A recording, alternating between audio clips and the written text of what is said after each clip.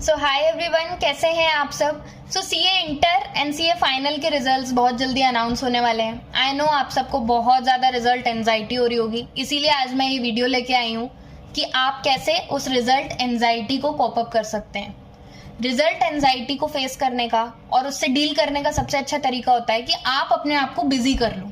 You have to get your mind busy somewhere, जिससे कि आप रिजल्ट के बारे में ना सोचो और आपको बिजी ऐसे करना है कि आपका टाइम प्रोडक्टिव भी हो, टाइम वेस्ट नहीं हो रहा हो बिजी रहने के चक्कर में कि सिर्फ बिजी रहना है, हमें अपना टाइम यूटिलाइज भी करना है।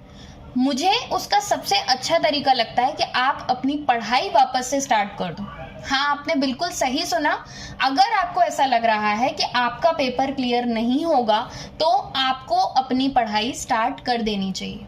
उसका सबसे बड़ा रीजन ये है कि अगर आपका पेपर क्लियर नहीं होगा तो आप वापस से अपनी पढ़ाई स्टार्ट करोगे।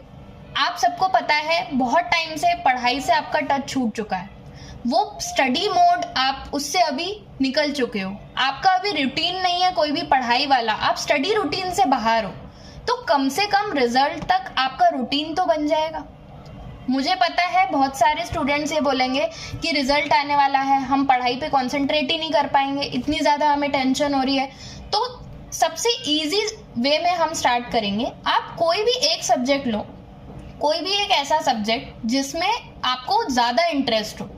ऐसा ज़रूरी नहीं है कि आपका फ्रेंड अगर एफआर ले रहा है या इंटर में अगर कोई किसी का फ्रेंड अकाउंट्स पढ़ रहा है तो आप भी वही लो। आप देखो ऐसा कौन सा सब्जेक्ट है जो आपको लगता है आपका क्लियर नहीं होगा लेकिन आपको उसमें थोड़ा सा इंटरेस्ट है, आपको लग रहा है कि थोड़ा सा लाइट मोड में भी आप वो सब्जेक्ट हैंडल कर सकते हो।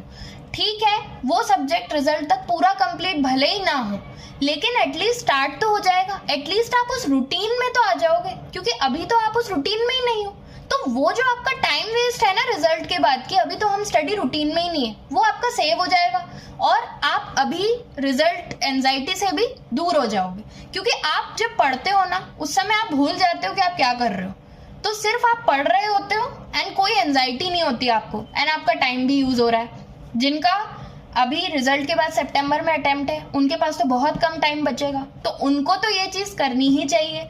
जो फाइनल में है उनके पास भी टाइम कम ही बचने वाला है अगर देखा जाए, क्योंकि स्पॉम लेक्चर्स, उसके बाद आपकी क्लासेस, उसके बाद आपके बहुत सारे रिविजन्स होते हैं, फाइनल के सब्जेक्ट्स भी थोड़े से टफ एंड लेंदी होते हैं, तो फाइनल वालों को भी यही चीज़ करनी चाहिए। सो बेसिकली रिजल्ट एंजाइटी से दूर भागने का सबसे अच्छा तरीका है you get back to your studies now. अपने रूटीन में वापस आइए, अपने आप को स्टडी रूटीन में तो लेकर आइए। आपसे कोई नहीं कह रहा कि आपको रिजल्ट तक पूरा एक ग्रुप प्रिपेयर करना है, बट एटलीस्ट आप एक स्टडी रूटीन में तो आ सकते हो, सिटिंग आवर्स अपने बढ़ा सकते हो। वरना कई बार तो सिटिंग आवर्स सेट होने में पूरा एक हफ्ता लग जाता है रिजल्ट के बाद एंड आप दुखी भी होते हो कि हमारा क्लियर नहीं हुआ, उसमें एक हफ्ता लग जाता है, 15 डेज आपके सीधे सीधे वेस्ट होते हैं। तो आप अपने 15 डेज वेस्ट होने से बचा सकते हैं, अपने आप को स्टडी रूटीन में लेकर आ जाइए। इससे आपको रिजल्ट के बाद दिक्कत कम होगी एंड आपका अभी का टाइम भी यूटिलाइज हो जाएगा। So all the best and result के बारे में बहुत ज़्यादा आप टेंशन लेना बंद कर दीजिए। मुझे पता है बोलना बहुत आसान है, करना मुश्किल है, but result is not in your control now. अब हमें ये देखना है कि हमें आगे क्या करना है, हमें अब एग्जीक्यूशन मोड में आना है। जो होना था वो हो गया, अब वो पुराने एग्जाम्स थे, अब हमें आगे की तैयारी करनी है। So all the best for your upcoming results and thank you.